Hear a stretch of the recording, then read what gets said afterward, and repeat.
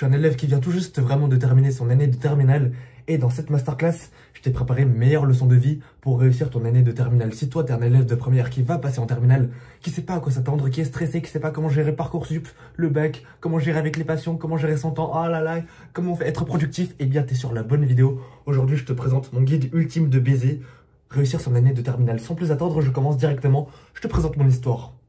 Il faut savoir que moi, je suis un élève très bon au collège et dès mon arrivée en seconde, j'ai dégringolé. J'ai eu des résultats archi nuls. J'en étais à un point où je pensais que j'étais pas fait pour les études. Que vraiment apprendre, c'était pas compatible avec mon cerveau. Pourtant, j'ai réussi à remonter le pas en première et en terminale où j'ai su être excellent et être premier de ma classe. Est-ce que la terminale c'est plus dur que la première? C'est une question fatidique que tout le monde se pose. Oui, c'est plus dur. La pression que tu ressens est légitime. Et par la pression, j'entends là Parcoursup. Parce que Parcoursup, c'est l'enjeu principal de ton année de première. C'est là que tu vas pouvoir te réorienter et dessiner tes prochaines années de vie. Il y a une pression. Après, moi, j'ai pas envie que tu sois dans l'inaction. J'ai pas envie de te paralyser et de faire en sorte que tu puisses plus rien faire, que tu sois bloqué dans ta tête et que tu sois apeuré partout. Je vais te donner le mindset starter pack à avoir. En réalité, tu vois, c'est plus dur, mais pour beaucoup de personnes, ça ne l'est pas. Pourquoi? Parce que, pour ma part, j'ai pas senti qu'il y avait une grosse difficulté supplémentaire. Alors, objectivement, c'était bien plus dur, d'accord? C'était pas bien plus dur, c'était plus dur, mais, comment le dire? Comme moi, j'avais un mental d'acier. J'ai appréhendé cette année-là de manière optimiste et déterminée, ce qui a fait que j'ai su m'habituer. J'ai su rentrer dans le train de l'action, j'ai su rentrer dans le nouveau train, en fait. Donc, je te conseille vraiment de te dire, ça va être une année comme les autres. Je vais me mettre au premier rang, je vais faire les bonnes choses, je vais faire les bonnes actions. Je sais que dans ma tête, je suis un bon élève. Et si tu as cette mentalité-là, je te garantis que tu vas pouvoir t'habituer et tu vas pas tellement ressentir cette pression-là. Tu vois, tu vas pas tellement ressentir cette difficulté-là, tout simplement parce que tu arrives à l'assumer. Et c'est ça le plus important. Tu sais, parfois, c'est pas que les choses sont difficiles, c'est pas que l'année de terminale, elle est hardcore de baiser, de folie, de difficile, de bâtard. C'est juste que parfois, on n'arrive pas à confronter les choses.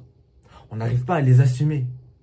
Et c'est ça qui fait que l'année reste difficile. Parce qu'on reste dans cette faiblesse mentale, on reste paralysé, on reste bloqué. Mais toi, je veux pas que tu restes bloqué. Toi, je veux que tu sois quelqu'un qui bouge, qui agit. Deuxième conseil, se mettre au premier rang. C'est une évidence maintenant, tu le sais déjà. Tu vois, c'est des conseils archi banals, mais j'ai envie de te le rappeler. Il faut que tu te mettes au premier rang pour mieux voir le cours, pour écouter le professeur, pour participer plus facilement. Ça va te permettre de mieux intérioriser le cours, d'être plus familier avec ton environnement, être plus familier dans l'environnement du travail. Évidemment, quand tu es au dernier rang, tu vas être plus enclin à discuter, tu vois, c'est même pas de ta faute, tu sais pas que c'est mal, mais c'est inconscient, tu commences à discuter et voilà, ça t'échappe. Il y a des parties du cours qui t'échappent, or le plus important en terminale, c'est que tu aies vraiment conscience de tout ce qui se passe. Faut pas que tu perdes le fil de ce qui se passe. Troisièmement, ne pas avoir de croyances limitantes sur les matières. Putain, tous les conseils que je vais donner sont incroyables dans cette vidéo. Ne pas avoir de croyances limitantes sur les matières. Écoute, moi je suis quelqu'un qui déteste les études. Vraiment, je déteste toutes les matières. Les maths, le français, philosophie. Non, sauf la philo. C'est l'exception ultime. Tu vas kiffer la philo d'ailleurs. ES, histoire, géographie, SES. Putain, ça pue la merde. Ça me casse les couilles. Je déteste ça. Mais j'ai appris quelque chose de mon année de seconde. C'était que souvent, par flemme, par faiblesse mentale, on ne donne pas notre chance à nous-mêmes. On ne donne pas notre chance aux matières qu'on étudie. Or, si on a un peu plus de temps, si on a un peu plus d'ouverture d'esprit, on peut apprendre à trouver un peu de satisfaction à étudier la matière et à devenir meilleur dedans. Ce que je veux que tu fasses, c'est que tu te mettes vers les premiers rangs, que tu écoutes sans préjugés, sans croyances limitantes sur la matière, que tu écoutes, que tu appliques et laisse le travail le faire. Let him cook, bro. Let ton cerveau cook, parce que souvent c'est par faiblesse qu'on devient nul. Par flemme, on se dit non, mais cette matière elle n'est pas faite pour nous, alors que pas du tout. On n'a juste pas laissé notre chance à la matière. Quatrièmement, ne pas perdre le fil de ce qu'il se passe. J'en ai parlé. Quand tu es en cours, il faut pas que tu perdes de vue ce qui se passe. Ce qui se passe, c'est quoi? C'est les contrôles. La leçon sur laquelle tu es. Si tu n'arrives même pas à te souvenir de la leçon que tu es en train d'apprendre, là maintenant, c'est qu'il y a un gros problème. Il faut avoir une clarté mentale très précise. C'est pour ça que je te conseille de te mettre au premier rang. C'est pour ça que je te conseille d'avoir un mindset optimiste et déterminé. C'est pour pas que tu perdes tout ça, parce que c'est le plus important, c'est l'essentiel. C'est les petites choses que personne ne retient, mais que toi tu retiens, qui va faire la différence sur le long terme. Cinquièmement, conseil vraiment super évident, mais peut-être qu'il y a des gens qui savent pas encore. Il faut que tu arrêtes les jeux vidéo et les animés pour te mettre au développement personnel. Le développement personnel, qu'est-ce que c'est? C'est le fait de développer son intelligence, sa personnalité et son physique. En gros, c'est prendre soin de soi. J'ai pas envie de théoriser un maximum le dev perso. Le dev perso, c'est juste être en accord avec ses valeurs, prendre soin de soi.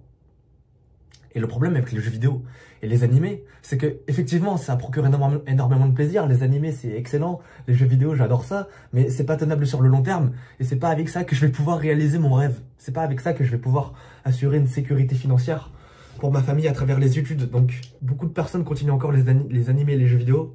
Mais mon pote, c'est une perte de temps énorme. Et moi, je veux que tu te concentres sur ta propre vie. Tu vois, regarder les jeux vidéo, regarder les animés, c'est se concentrer sur la vie des autres. Tu es en train de level up un personnage que tu ne connais pas, tout simplement parce que c'est plus facile de le faire derrière un écran. Alors que ce que tu dois faire maintenant, c'est faire tes pompes. Ce que tu dois faire maintenant, c'est prendre de l'avance sur tes révisions. Ce que tu dois faire maintenant, c'est te mettre au premier rang et écouter le professeur. C'est là que tu es en train de level up. Et voilà, ça c'était le Mindset Starter Pack. On n'a même pas encore attaqué les premières leçons. Quelles sont les spécialités? Alors tout d'abord, tu en as 2. Elles durent 6 heures par semaine chacune. Tu en as retiré une en première. Avant, c'était 4 heures par semaine. Maintenant, c'est 6 heures vu que tu n'as que 2 spécialités. Personnellement, moi, ça a été mathématiques SES. J'ai lâché la spécialité AGGSP, tout simplement parce que je détestais ça. Deuxièmement, tu as le bac. Il faut savoir que le bac n'est plus comme avant. Avant, il y avait des bacs pour toutes les matières, etc. C'était un truc de malade mental. Aujourd'hui, il n'y a que 4 épreuves. Les bacs de spécialité, première spé, deuxième spé, bac de philo, et enfin, grand oral. Le grand oral, ça va être un oral qui va durer 10 minutes. Tu as 10 minutes de préparation, 10 minutes d'oral. Et il va porter au hasard sur l'une de tes 2 spécialités. Ça veut dire que tu prépares un sujet pour tes 2 spécialités. Et le jour où tu vas passer ton oral, le mec il va tirer au sort une des 2 spécialités et tu vas passer sur ta spécialité. Voilà, en gros c'est ça. Et troisièmement, la nouveauté la plus importante, les amis, c'est Parcoursup. Parcoursup, tu connais, c'est la plateforme qui te permet de sélectionner des vœux. Tu vas être sélectionné en fonction de tes notes, en fonction du classement, de la compétition que tu as avec les autres élèves. Et en fonction de tes notes, bah, les formations que tu as choisies vont soit t'accepter, soit te mettre en attente, soit te refuser. C'est là que tu vas t'orienter pour tes études supérieures. Et les notes qui comptent pour Parcoursup, c'est les notes du premier et du deuxième trimestre. En gros, je te le dis, dès le début de ton année, tu es déjà dans la pression parce que c'est les notes de la terminale qui sont les plus déterminants pour Parcoursup. Les formations supérieures, ok, elles vont voir tes notes de première, surtout ton bac de français, mais surtout elles vont voir tes notes de terminale, elles vont voir les notes les plus récentes. Est-ce que cet élève-là a été sérieux? Là, maintenant, je veux le voir direct. J'espère que tu as réussi ton bac de français. Si c'est pas le cas, c'est une raison supplémentaire pour persévérer encore plus et percer. Le bac de français est super déterminant pour Parcoursup. Voilà comment le bac est réparti.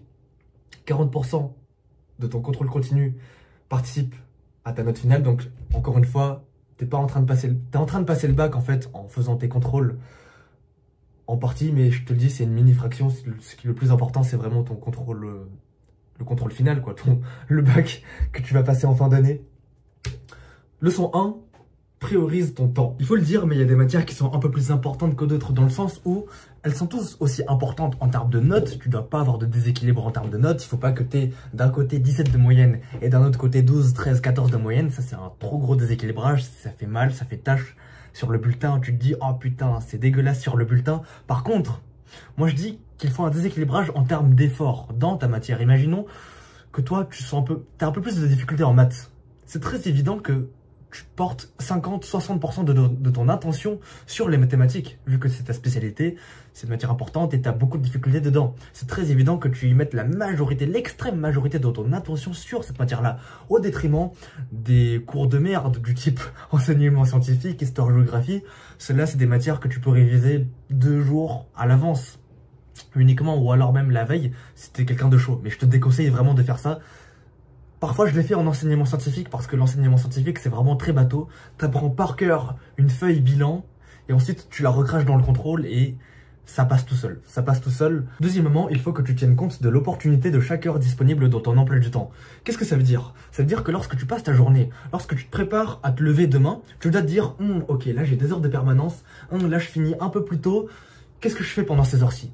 Qu'est-ce que je fais pendant cette heure de permanence? Qu'est-ce que j'ai des contrôles qui vont arriver? Ok, j'ai un contrôle de mathématiques qui va arriver dans 4 jours. Ok, bah cette heure de permanence-là, je vais prendre mon manuel et je vais faire des exobilans ici, dans cette heure de permanence-là. Après le cours, qu'est-ce que je vais faire? Ah bah j'ai du temps pour ma séance de sport, donc je vais faire ma séance à la salle directement juste après. je vais faire mes 30 minutes de piano.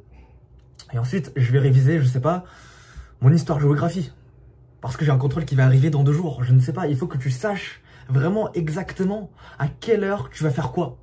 À cette heure-ci, je fais quoi? À cette heure-ci, je fais quoi? Il faut que ça soit programmé. Parce que si tu fais comme si de rien n'était, si tu laisses les heures passer, elles vont passer, elles vont défiler, elles vont disparaître. Et au bout d'un moment, tu vas arriver devant ton contrôle, tu vas te dire, putain, j'ai rien fait, putain, mais qu'est-ce que j'ai fait avec mon temps? Bah, tu les as pas programmés. Il faut que tu y penses tout le temps, il faut que tu sois obsédé, il faut que tu sois un pro de la productivité. Un pro de la productivité, tout d'abord, avant d'être efficient, il sait qu'il a du temps pour être efficient. C'est ça la première étape à réaliser avant d'être vraiment productif. C'est vraiment inadmissible de laisser les heures passer et d'en avoir rien à foutre. Il faut pas subir quand tu es lycéen, surtout en terminale, alors que tu vas être autonome, alors que tu vas être adulte. Il faut agir. Il faut être celui qui prend contrôle de sa vie. Ça sonne super dev perso, mais c'est vraiment ce que tu dois faire. Ça va largement changer ta vie, je te le dis, je te le garantis. Tu n'es pas obligé de quitter pas de tes passions. Parfois, tes passions, elles sont vitales. Et c'est complètement possible de les gérer. C'est juste une question de maîtrise de temps et de mentalité. La majorité des personnes pensent que oh, j'arrive en terminale, oh putain, j'ai plus le temps, oh, il y a les devoirs, oh, Parcoursup, oh, le bac, oh putain, je suis dans la merde, les potes. Comment je vais faire et tout, j'ai plus le temps. Mais en fait, si t'as le temps, c'est juste que t'es pas productif, tu sais pas comment réviser. Et surtout, je te le dis, les passions, c'est un moteur d'énergie, c'est un moteur de vie. Tu sais, si j'avais pas continué mes passions à côté des cours, j'aurais probablement été un élève plus mauvais que ce que je suis aujourd'hui. T'as bien entendu ça. Pourquoi? Pourquoi c'est super bizarre, c'est contre-intuitif. Ça veut dire que je passe plus de temps sur autre chose pour être meilleur dans les études. Tout simplement parce que les passions entretiennent ta santé mentale. C'est grâce à tes passions que tu changes d'esprit, que tu as une meilleure clarté mentale. C'est parce que je fais du piano, que j'arrive à exprimer mes émotions. C'est parce que je fais du sport, que j'arrive à me défouler, que j'arrive à avoir cette meilleure clarté mentale, que j'arrive à être en paix avec moi-même. Et c'est de cette manière-là que j'arrive à être plus productif lors des moments où je dois être productif. Ça s'explique en majorité par la loi de Parkinson. Moins tu as de temps pour réaliser une tâche, moins tu vas effectivement prendre de temps pour finir cette tâche. Et ce n'est même pas une question de qualité. C'est plus qualitatif. Tu vas pas le faire de manière moins qualitative, ça n'a rien à voir. Ça va être tout aussi qualitatif. Tu vas passer juste moins de temps pour faire cette tâche parce que tu as moins de temps pour la faire. C'est tout.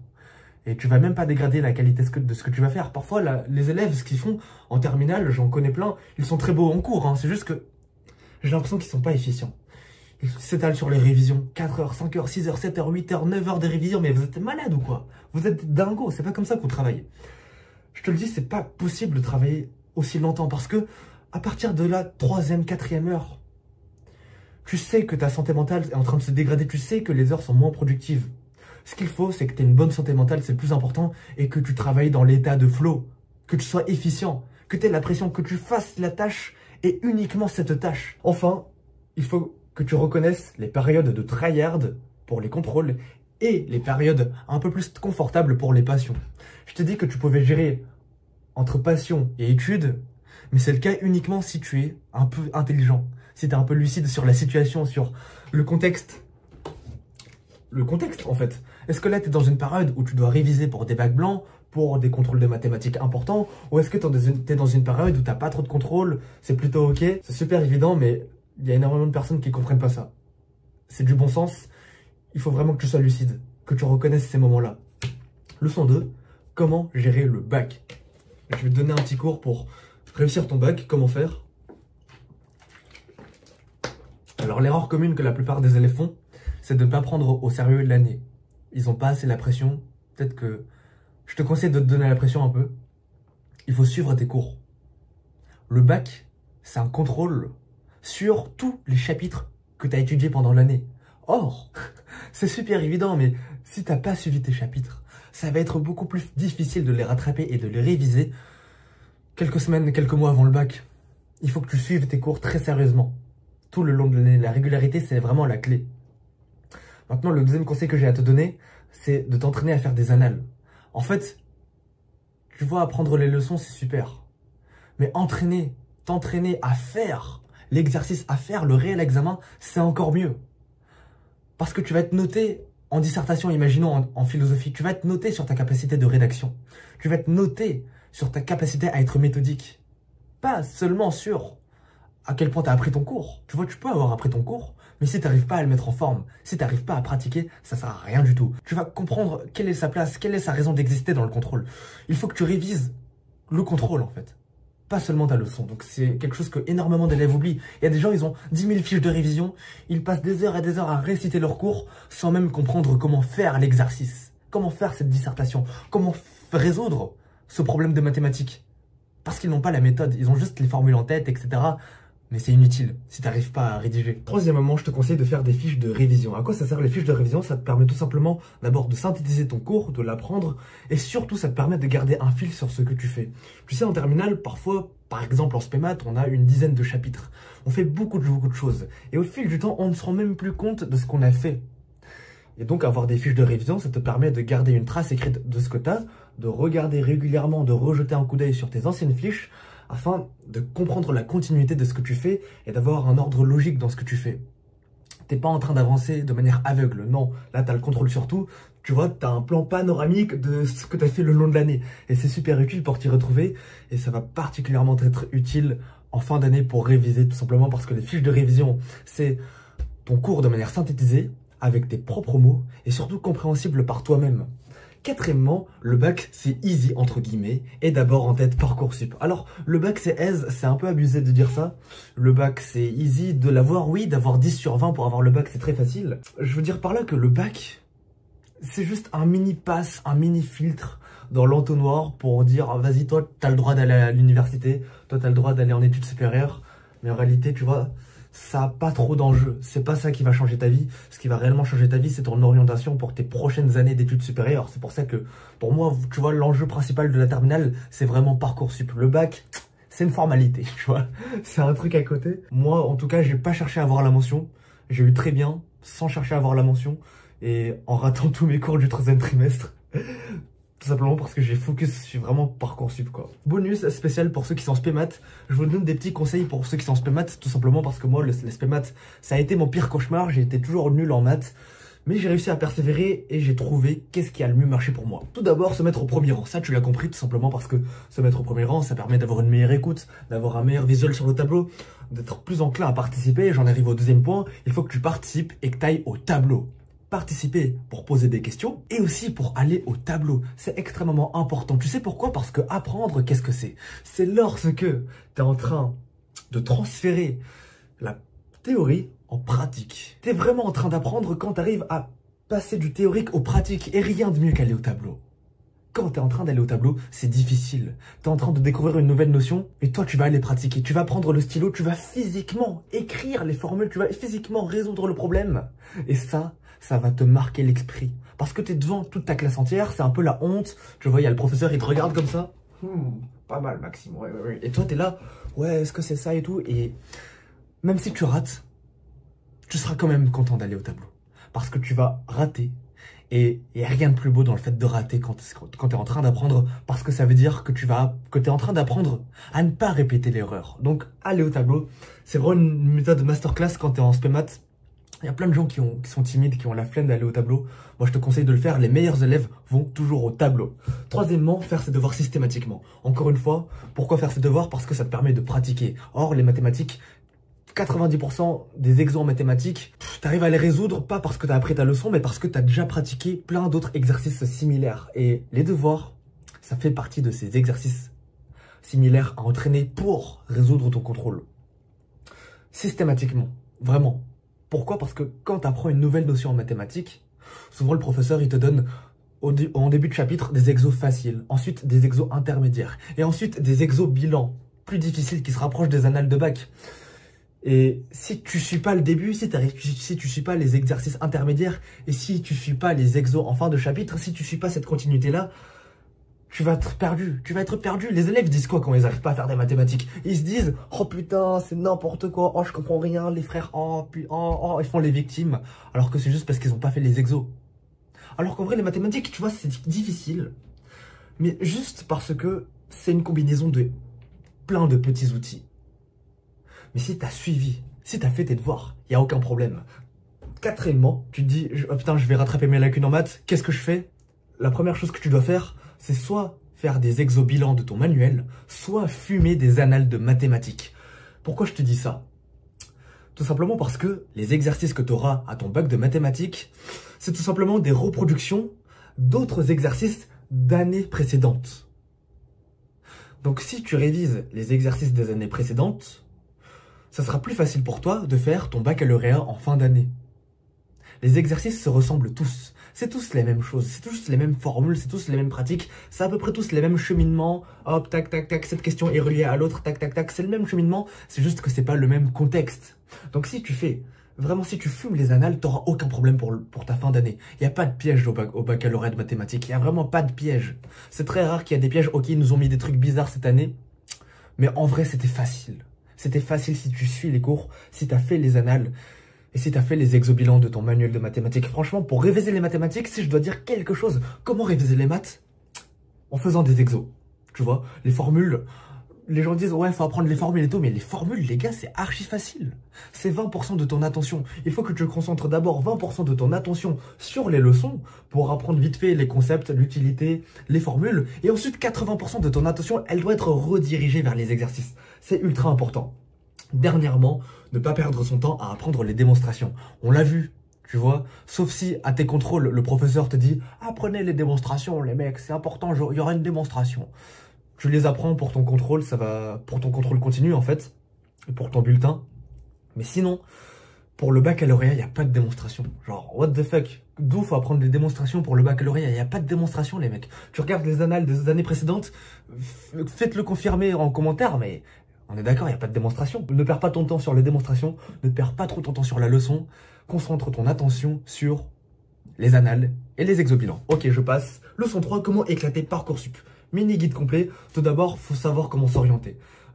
J'en ai fait une vidéo sur le guide sur la première, mais il faut que tu saches à peu près comment t'orienter, ne serait-ce que la filière où tu veux aller. Pour ça, je vais te refaire le guide. Tu vas sur... Ok, OBS est allumé, c'est bon, j'avais trop peur. Je vais sur Horizon 21, c'est un site créé par l'Éducation nationale qui te permet de simuler tes combinaisons de spécialités. On va faire l'exemple avec le mien, avec ce que j'avais. J'avais pris sciences économiques et sociales, mathématiques et AGGSP.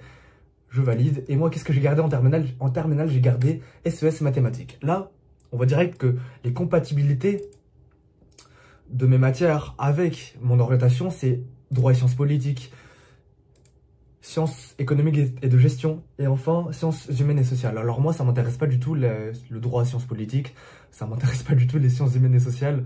Moi, ça m'intéresse bien plus les sciences économiques et gestion. C'est pour ça que je suis allé à Dauphine. Tu auras tous tes renseignements ici. Il faudra que tu saches dans quel domaine tu peux. En fait, quels sont tes domaines de prédilection? Moi, j'en ai 3, et moi, j'en ai choisi un. Et à partir du moment où tu as déterminé tes filières de prédilection en fonction de tes combinaisons de matières, tu vas sur Parcoursup. Normalement, je sais pas si le site est ouvert, mais à un moment, le site sera ouvert à tous. L'an prochain, t'inquiète pas pour toi.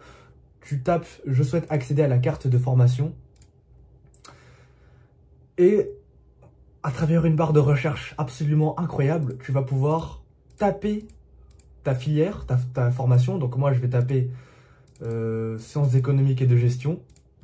Hop. Voilà, je tape ça. Je mets ma ville, j'ai oublié. Oula, merde. Je mets ma ville. Faudra que tu fasses cette étape, tout le monde l'a fait. Moi, je te la montre maintenant parce que moi, on me l'a pas montré avant. C'est mon grand frère qui me l'a montré. Je pense qu'il y avait énormément de personnes qui étaient paumées. Là, je mets les taux d'accès par type de bac. Je suis en général, du coup, je mets général. Rechercher. Ok, qu'est-ce qu'il y a à Paris, à côté de chez moi, qui sont en d'éco-gestion? L'université Paris-Nanterre, Paris-Cité, Sorbonne, voilà, Assas. Ah là là, Assas, Cergy, Paris 8. Là, t'as tout. T'as vraiment tout. Faudra que tu te renseignes sur aussi les doubles licences. Qu'est-ce que c'est? La licence, si tu veux, je t'en ferai une vidéo complète dessus sur comment départager, c'est quoi licence, c'est quoi BTS, DUT, etc. Normalement, on t'explique pendant ton année, mais si tu veux, je pourrais t'en faire une vidéo. Une fois que tu auras déterminé les universités dans ta filière qui sont proches de chez toi, ou alors qui sont loin mais prestigieuses, tu vas les noter et ensuite tu vas te renseigner. Par exemple, moi j'avais vu Dauphine. Bah, Dauphine, je tape Université Dauphine, éco-gestion. L1, sciences des organisations. C'était ça le nom de la formation, c'est de l'éco-gestion en gros. Et ensuite là, tu regardes les matières, enseignement, qu'est-ce que c'est que ça? Ok, là c'est les matières, le tronc commun. Et tu fais ça pour vraiment toutes tes universités. C'est une étape super chiante à faire, mais je te conseille de la faire, c'est indispensable pour que tu saches ce que tu vas faire plus tard, c'est crucial en fait. Il faut que tu aies une idée de ce que tu vas faire. Donc ça passe par déterminer tes filières de prédilection. Regarder les universités prestigieuses qui sont en rapport avec tes filières de prédilection, et ensuite te renseigner sur tes universités, les matières, etc. Maintenant, comment réussir scolairement pour éclater Parcoursup? Ah, ça c'est pas... Ah, attends, dernière chose, j'ai oublié. Lorsque tu vas choisir tes vœux, toujours viser haut sans avoir de barrière mentale. Si toi t'es quelqu'un de sérieux dans les études, que tu persévères, que toi t'as un mental solide, t'as un mental de gagnant, là je le vois, t'as un regard de gagnant là. Je veux que tu vises toujours haut, sans avoir de croyances limitantes. Parce que la pire chose qui pourrait te freiner, ce serait tes pensées limitantes. Vise haut. Surtout pour les filles, il y a plein de filles qui hésitent à mettre des trucs prestigieux et tout. Ils ont peur, elles ont peur, et elles mettent pas les trucs prestigieux alors qu'elles peuvent clairement les avoir. Genre, tu t'en bats les couilles, mets les trucs prestigieux, putain, on s'en bat les couilles, mets les trucs prestigieux. Et fais tout pour les avoir. Je sais que tu peux le faire. Parce que les autres, eux, ils s'y mettent pas à 100%, mais toi, tu vas t'y mettre à 100%, mon pote. Maintenant, comment éclater de Parcoursup pour accéder aux universités? Ne révise pas la veille. Ça, c'est... J'ai demandé à plein d'amis, c'est quoi votre plus grand conseil que vous retenez pour l'année de terminale? C'est de ne pas réviser la veille. Pourquoi? Parce que de 1, c'est pas suffisant, c'est pas assez conséquent pour avoir assez mémorisé, appris pour passer ton contrôle. Et deuxièmement, lorsque tu révises la veille, plutôt, tu dors mal. Tu dors mal et t'en subis directement les conséquences. Bah, le jour suivant, quand tu passes réellement ton contrôle, surtout si tu passes ton contrôle le matin, genre, t'as dormi 4 heures, t'as dormi 5, 6, 7 heures, tu peux pas passer ton contrôle convenablement. Tu vas perdre en performance, c'est la pire chose à faire. Faut vraiment que tu révises au moins 2, 3, 4 jours au mieux à l'avance. Parfois une semaine à l'avance. Moi, pour les mathématiques, comme j'avais énormément de difficultés en maths, je révisais carrément 1-2 semaines à l'avance. Je restais pendant les heures de permanence, je faisais des annales de mathématiques, je faisais des exercices bilans. Deuxièmement, il faut que tu te mettes la pression, que tu fumes chaque contrôle comme si c'était la guerre. Alors je sais que bon, je fais comme si c'était un truc de malade mental, la terminale, mais en fait le truc c'est que moi, il faut que tu saches que j'étais un élève vraiment mauvais, genre vraiment nul. J'ai pas l'impression d'être fait pour les cours. C'est pour ça qu'il m'a fallu un long processus pour apprendre à apprendre. Et donc il fallait que je prenne chaque contrôle vraiment très au sérieux. Comme si c'était la guerre. Si je ratais mon contrôle de mathématiques, putain, ma vie était finie. Je pouvais pas aller à l'université que je voulais. Je pouvais pas réaliser mon rêve, tu vois. Mets-toi à la pression si t'es sérieux dans les études. Après, si t'es pas sérieux dans les études, si t'as un truc à côté, bah vas-y. Enfin, je fais comme tu veux, mais moi je te conseille de te mettre la pression quand même. Parce qu'en te mettant la pression, c'est vraiment là que tu vas t'y mettre à 100%. C'est là que tu vas plus ultra ma gueule. Troisièmement, toutes les matières sont importantes. Alors, particulièrement si tu vas dans une université prestigieuse, si tu vas dans une formation qui nécessite un bon bulletin, toutes les matières sont importantes. Pas que tes spécialités. Imaginons, toi tu vas aller dans une université prestigieuse d'éco-gestion, comme moi tu vas aller à Dauphine. Il faut pas que tu te dises « Oh, faut que j'ai 20 en mathématiques, 20 en SES, il n'y a que ça qui est important. » Non, il faut que tu sois bon partout. Pourquoi? Parce que un élève qui est bon aux spécialités, qui est bon en mathématiques, qui est bon en SES, mais qui est moyen dans les autres matières, lui, il va pas être différencié. Il y aura forcément un élève à côté qui sera bon partout. Lui, il sera pas bon partout, celui qui a 20 en SES, 20 en maths. Mais par contre, l'autre, qui a, je sais pas, 18 en mathématiques, 18 en SES, et 17, 18 sur toutes les autres matières, lui, son bulletin, il brille. C'est quelqu'un de sérieux, de globalement sérieux. C'est quelqu'un qui a une intelligence, qui s'intéresse à tout. C'est quelqu'un de polyvalent. C'est quelqu'un qui écoute partout en classe. Et c'est ça ce que les formations supérieures recherchent en fait. Tu dois pas être bon et avoir plein de points faibles à côté. Toutes les matières sont vraiment importantes. Ça veut dire que tu dois t'appliquer pour l'enseignement scientifique, histoire géo, etc., toutes ces matières de merde. Je suis désolé, mais faudra que tu te concentres sur ces matières. Ton bulletin, il va briller. Ça témoigne d'un sérieux en fait. En fait, quand tu vois un bulletin d'un élève, et je m'imagine à leur place, à la place des universités, quand tu tombes sur un bulletin, les spécialités, c'est bon, il y a déjà au minimum 15, 16 sur 20, c'est déjà des bons résultats. Mais en plus de ça, si partout c'est bon, ça veut dire que cet élève-là, il est clean. D'autant plus si les appréciations sont bonnes. Regarde, j'en arrive à mon point suivant. Les appréciations sont limite encore plus importantes que tes notes. Ça, c'est une réalité, mon pote. Mes professeurs me l'ont répété plein de fois. Les gars, vos notes, c'est pas à un point près que ça va se jouer. Ça va se jouer surtout à l'appréciation. C'est là que tu te différencies. élève sérieux, remarquable, résultat, progression spectaculaire. Je mets un screen de mon bulletin qui est ici, de mes appréciations. J'avais des appréciations de dingo. Et c'est ça qui a fait la différence, sûrement. Mes professeurs m'ont dit que, oui, t'as les notes suffisantes, Maxime, et tes appréciations, elles vont mettre KO le mec qui va regarder mon dossier, quoi. C'est pour ça qu'il faut que tu ailles au premier rang, faut que tu participes, faut que tu sois de bonne volonté. Et c'est super facile à faire. T'as même pas besoin d'être... Imaginons que t'es super con, t'es vraiment attardé mental. Juste parce que toi, t'es de bonne volonté, tu participes, tu parles avec ton professeur, tu vas avoir des bonnes appréciations et tu vas pouvoir te différencier. T'es même pas bon, t'es même pas intelligent, c'est pas grave. C'est pas grave. Toi, tu vas faire les actions pour te démarquer par les appréciations. Ça, c'est le plus important. Tu peux le faire, tout le monde peut le faire. Faut pas avoir la flemme. Faut pas se dire, ah putain, je suis timide, ah ça va être la honte si je vais répondre mal. Non, participe, tu t'en bats les couilles. Dernièrement, tu n'es peut-être pas le plus doué, mais tu es le plus têtu. Ça, c'est une phrase que je me serais dit à mon moi du passé. Maxime, peut-être que t'es pas le plus doué, mais toi, t'es le plus têtu.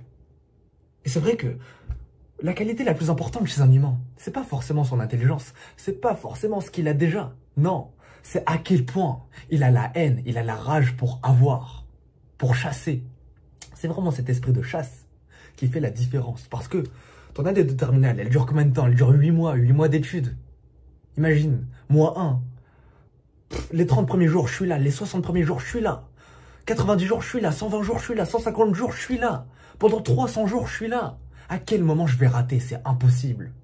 C'est pour ça que la compétence la plus importante, c'est le fait d'être têtu. C'est le fait d'être obsédé comme un malade mental. Dauphine. Chaque contrôle, c'est la guerre. Bon, là, je fais comme si c'était un truc de malade mental. Il y a plein de gens, ils vont me dire en commentaire, Maxime, t'abuses et tout, le terminal, c'est tranquille. Mais moi, je parle pour les élèves qui étaient comme moi, qui ont vraiment eu du mal avec les études. Moi, je veux vous donner confiance. Je veux vous vraiment donner tous les outils. Je veux vous motiver, je veux vous inspirer et je veux vous dire que c'est possible. Maths experte. Oh là là, je devais faire ce point-là. Maths experte. Je devais parler de cette spécialité, les gars. Je devais parler de cette option. Putain, cette option de merde, les gars. Faites pas la même erreur que moi. Je vais vous parler de cette spécialité, de cette option-là. Il y a plein de gens qui hésitent. Est-ce que je dois faire maths experte? Oui ou non? C'est facultatif, mais peut-être ça va faire un plus sur mon dossier et tout. Il faut que tu saches quelque chose. Ça n'a rien à voir avec les mathématiques spé. Tu vois, moi, je suis quelqu'un qui a cravaché les mathématiques spé. Je suis très très bon en mathématiques spé, en tout cas de ce qui est de la terminale. Par contre, pour les maths experts, laisse tomber, frère. Regarde cette note, 7 sur 20. 7 sur 20 mon premier trimestre. Je puais la chiasse. Si t'es en filière scientifique, si tu vas t'orienter vers une formation scientifique, prépa scientifique, truc de sciences, je connais pas, mathématiques, prends maths experte. Surtout si c'est fort, surtout si t'es fort en fait dans ta filière. Prends maths experte, oui, vas-y à 100%. Par contre, si ton orientation n'est pas scientifique, n'est pas mathématique, ne prends pas. On s'en bat le cul, ça va même pas te mettre un plus, tu vois. Je préfère, tu vois, c'est préférable d'avoir un bulletin qui est bon partout, mais qui n'a pas maths experte, plutôt qu'avoir un bulletin qui est bon partout et qui a une petite tâche avec un maths experte 12 sur 20. Tu vois, c'est moche. C'est super moche. Donc si t'es pas bon en maths, si t'as pas l'esprit logique, si t'es pas doué à la base, si t'es pas intelligent, si t'as pas cette âme d'asiatique que moi je n'ai pas eu à la naissance, eh bien ne prends pas maths experte. C'est un conseil vraiment, vraiment si t'hésites, que tu vas pas perdre de temps, que t'es nul en maths à la base, prends pas maths experte. S'il te plaît. Vraiment prends pas. J'ai perdu tellement de temps à faire des maths expertes. Tout ça pour avoir 7 sur 20 mon premier trimestre. Cette matière m'a dégoûté, putain. Et tout le monde dit, non mais les maths expertes, c'est super simple, tu t'apprends des concepts, c'est juste de l'introduction à des trucs plus complexes. Non, non, parce que vous êtes tous des cracks. Mais moi, toi, peut-être, t'es pas comme moi, t'es pas comme eux, je veux dire, moi, je suis pas comme eux. Je suis nul en maths, tu vois, toutes les personnes avec qui tu vas te retrouver en maths experte, ça va tous être des cracks. Quand tu regardes leur bulletin, quand tu regardes leur parcours, c'est tous des mecs, c'est tous des machines, c'est tous des mecs qui sont en filière scientifique déjà. Et c'est tous des mecs, c'est des brutes. C'est des brutes académiques. Je veux pas que tu te retrouves avec eux. Et en plus de ça, ce qui est marrant, c'est que les pires élèves, qui c'était? C'était des mecs qui étaient pas scientifiques, vraiment, comme moi, j'ai pris maths experte alors que ça me sert à rien. Et en plus de ça, qui sont nuls en maths à la base. Mon année de terminale a été traumatisée par cette matière-là, juste à cause de cette option-là. Optionnelle, ma gueule. Juste à cause de cette option, je pensais que j'allais pas avoir Dauphine. Je pensais que j'allais pas avoir mon université, tout simplement parce que cette note allait faire tâche sur mon bulletin. Donc faut pas que ça fasse tâche. J'en ai parlé à mes professeurs, ils m'ont dit, effectivement, même si t'as des bons résultats partout, juste à cause de cette option-là, ça fait tâche sur ton bulletin, Maxime.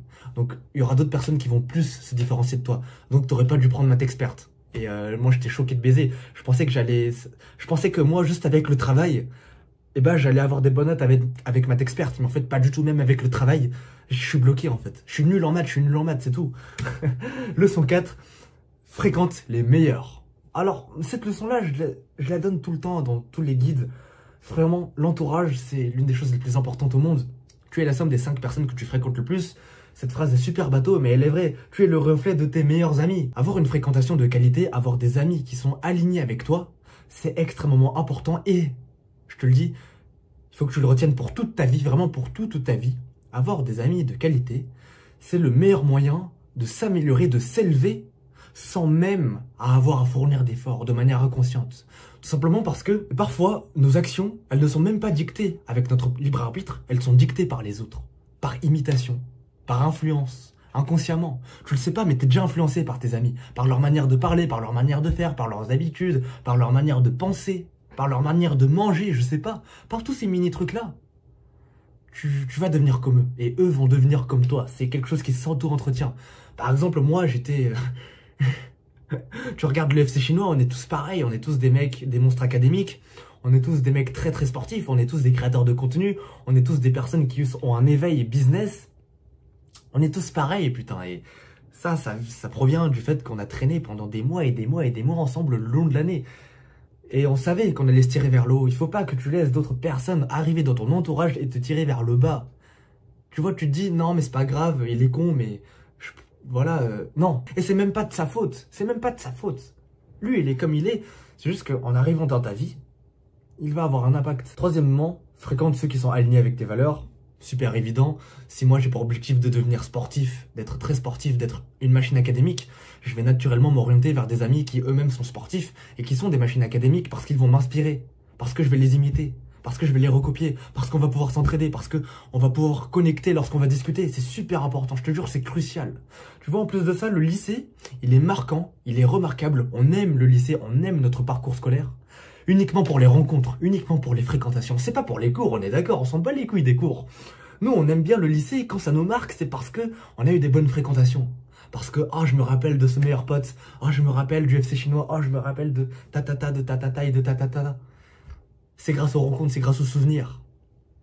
Vraiment choisir les bonnes fréquentations. Et maintenant, continue à faire des bonnes rencontres. Peut-être que tu as fait des bonnes rencontres en première et en seconde, mais il faut pas que tu arrêtes. Et ça, c'est valable pour toute ta vie. Faut pas que tu arrêtes de faire des bonnes fréquentations sous prétexte que tu as déjà des bonnes fréquentations. Ok? Parce que tu sais pas sur qui tu vas tomber. Tu sais vraiment pas sur qui tu vas tomber, putain. Moi, en seconde, j'avais des amis et tout. Et juste parce que je voulais pas les quitter, j'ai pas fait l'effort de connaître ma classe de première plus tôt. Et j'aurais dû la faire parce que en première, j'ai fait des rencontres encore plus exceptionnelles et j'aurais dû les faire plus tôt.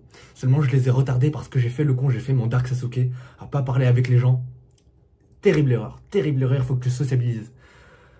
Maintenant, comment sociabiliser? Faut que tu fasses la technique de l'entonnoir. Tout d'abord, il faut pas que tu aies peur, faut que tu prennes des initiatives. Sache que les autres aussi sont dans le même bateau que toi. Il y a même des gens comme toi qui ont un peu peur, qui sont timides, qui sont introvertis. Toi, tu dois faire ce travail de leader qui doit faire le premier pas, qui doit discuter, sociabiliser avec tout le monde, avec vraiment tout le monde dans ta classe, peut-être même à la cantine. T'es là à la cantine, tu vas taper la discute avec les gens, tu t'en fous. La technique de l'entonnoir, elle est très simple. Tu parles un peu avec tout le monde, ça c'est le niveau 1, tu leur poses des questions, qu'est-ce qu'ils aiment, c'est quoi leur passion, ils ont choisi quoi comme spécialité. Ça c'est le niveau 1, tu vois, c'est le plus gros de la pyramide ici.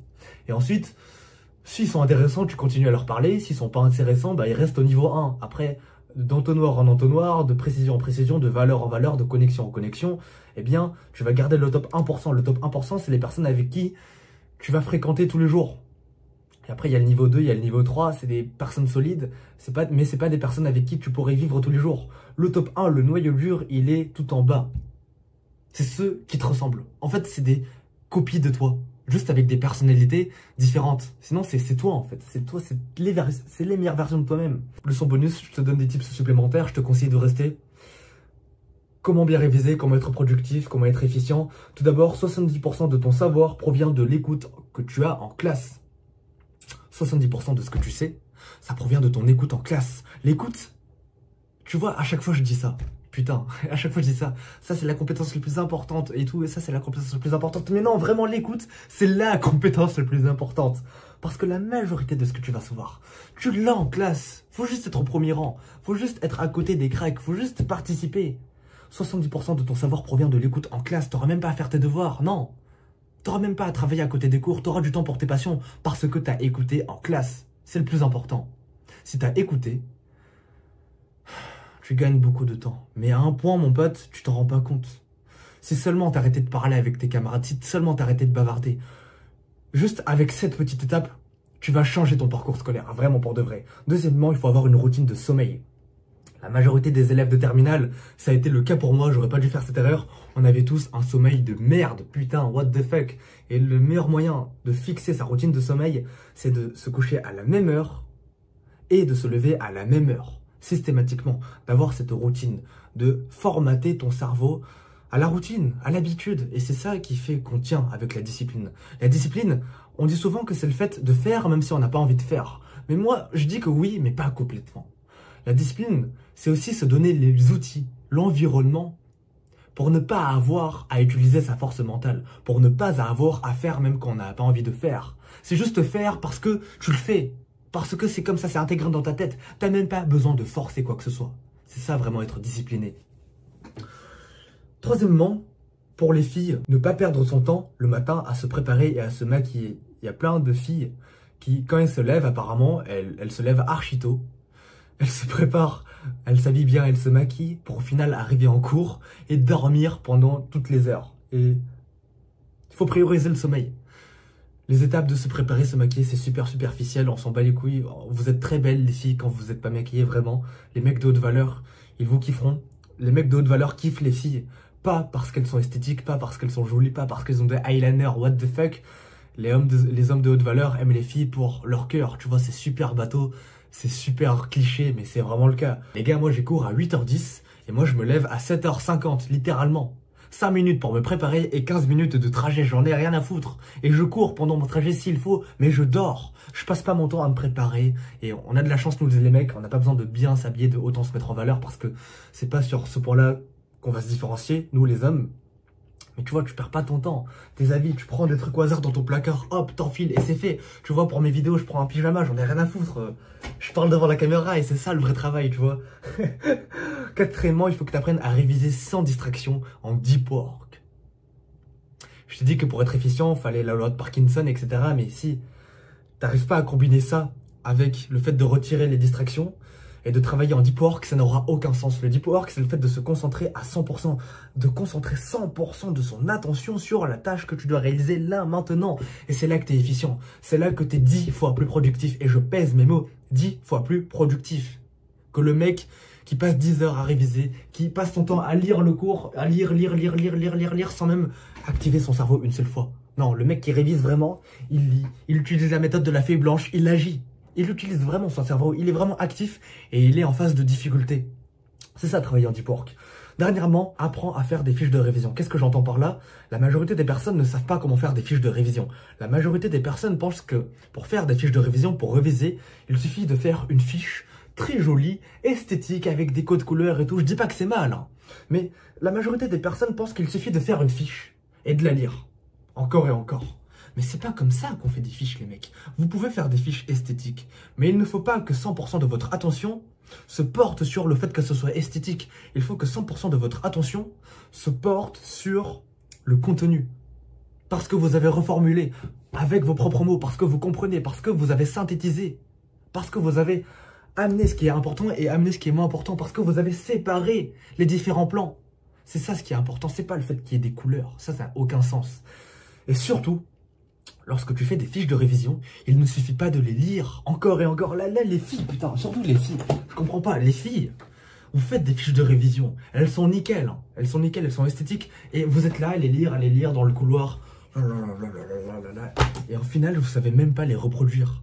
À quoi ça sert de faire une fiche de révision alors que tu ne sais même pas la reproduire? Le but d'une fiche de révision, c'est d'avoir une trace écrite de ton chapitre, d'avoir un condensé de ce que tu as avec tes propres mots, compréhensibles, mais de pouvoir le reproduire. De pouvoir reproduire le plan de ton chapitre, les définitions, le contenu, les points, les bullet points. Je te montre là un exemple d'une de mes fiches de révision que j'ai retrouvée dans mon cahier d'SES. Cette fiche-là, elle n'est pas particulièrement belle. Elle n'a pas été faite sur une fiche petite à petits carreaux Bristol, bien colorée, etc.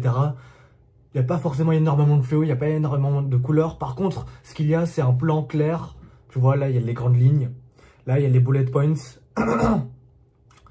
Et c'est très clair dans ma tête. Tu vois, c'est très clair dans ma tête, même si les autres ne le comprennent pas. Le plus important, c'est que moi, je comprenne ma propre fiche, que toi, tu comprennes ta propre fiche, que c'est avec tes propres mots, c'est avec les termes que toi, tu arrives à repérer, que tu arrives à comprendre, c'est avec ta propre structure, c'est avec ta propre écriture. Et le plus important, c'est que tu arrives à reproduire cette fiche. C'est que là, si moi, je reprends une feuille blanche, j'arrive à refaire cette même fiche, exactement la même. Et c'est à partir de ce moment-là, c'est lorsque tu pourras enseigner, réciter et reproduire ta propre fiche de révision que tu pourras dire que tu as réellement appris ta leçon. Et c'est ça que la majorité des gens oublient. Tu vois, les filles dans ma classe, what the fuck, elles lisent. Elles sont incapables de réciter, elles sont incapables d'expliquer, elles sont incapables de reproduire les fiches qu'elles ont faites. C'est pas parce que leur fiche est plus belle que la mienne que c'est plus efficient. Pas du tout. Tu vois, moi je préfère une fiche dégueulasse, mais qui est propre à moi-même, qui est authentique à moi-même, qui me parle. Et simplement avec laquelle je peux apprendre, tu vois. C'est vraiment le plus important. Si t'aimes bien ce que je fais, n'hésite pas à commenter, à lâcher un pouce vert et à t'abonner. Suis-moi, on se retrouve dans la prochaine vidéo. C'est ciao!